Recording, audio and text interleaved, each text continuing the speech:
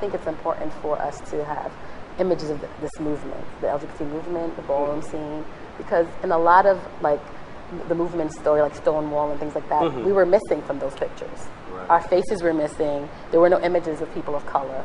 Why do you think it's important for us to capture, to continue archiving it and making sure that our history is, you know, is known by everyone as well? I love that question because it feels like you've answered it already. But it's, and I love that, thank you. You're at the Schomburg Center for Research in Black Culture, and we are an institution that's interested in interrupting the narrative around mainstream black images.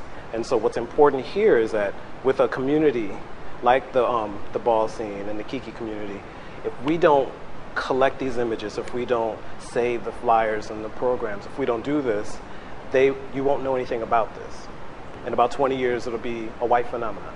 You won't know who founded it, who were the players, and as a part of the Schomburg's mission, we're interested not just doing a politics of respectability in terms of capturing the people who are esteemed in the public eye, but also people who are under the radar, you know, and deserve to have their culture captured. And so the Schomburg is very forward thinking about that. And so it's really critical that we do save these images because we want to see and we want to know. And it's important to do oral histories. It's important to do a number of things. It's important to have responsible scholars going into those communities, learning about those communities, going to get their PhDs, and then going back to report to those communities and being accountable to those communities in terms of giving them books, in terms of doing all kinds of things, giving money back to that community because that's where they made their money.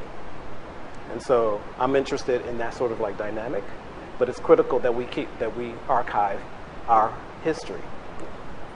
I can go on forever, so let's look at So we're going to move to the pictures, but I just want to tell a little backstory about Gerard and him writing his book and doing his book because I was there when he was doing it, and it was so funny that he had so many pictures and so many images, and he gave everybody a picture when he took a picture of you at a ball, and it was very, very, very empowering, but it's really, really sweet to see the kind of process grow from the beginning to now where he has an actual book. So we're going to move to some of your images and get to see and tell us about the stories around these people, the magic that happened.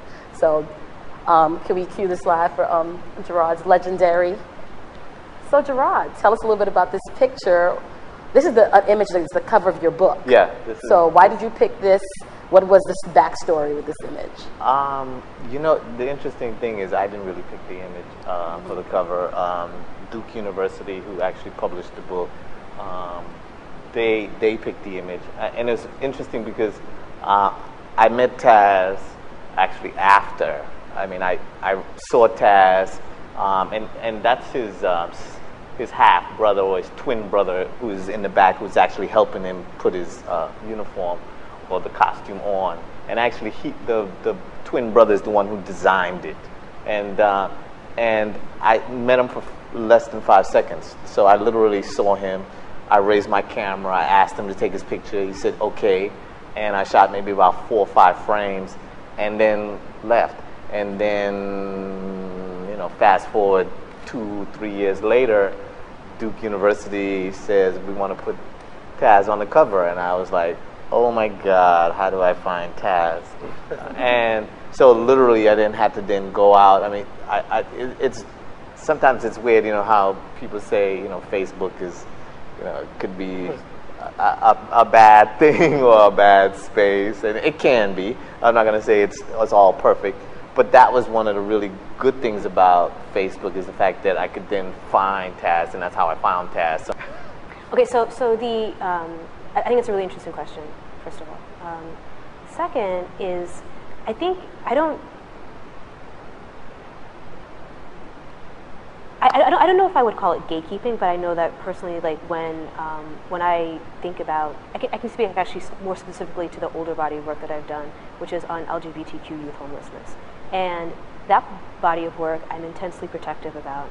And when many people have approached me about publishing it, and my response is, well, how are you going to do this, right? And what are you going to use for captions? How are you going to speak about this community?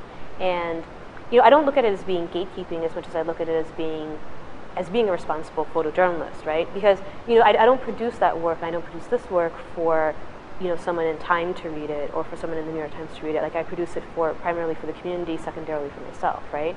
And so when somebody from the outside says, let me publish this, or can you put it in a show or whatever, I'm very, very careful about where it goes, because I know that out of context, it can lose so much of the power that it has, right?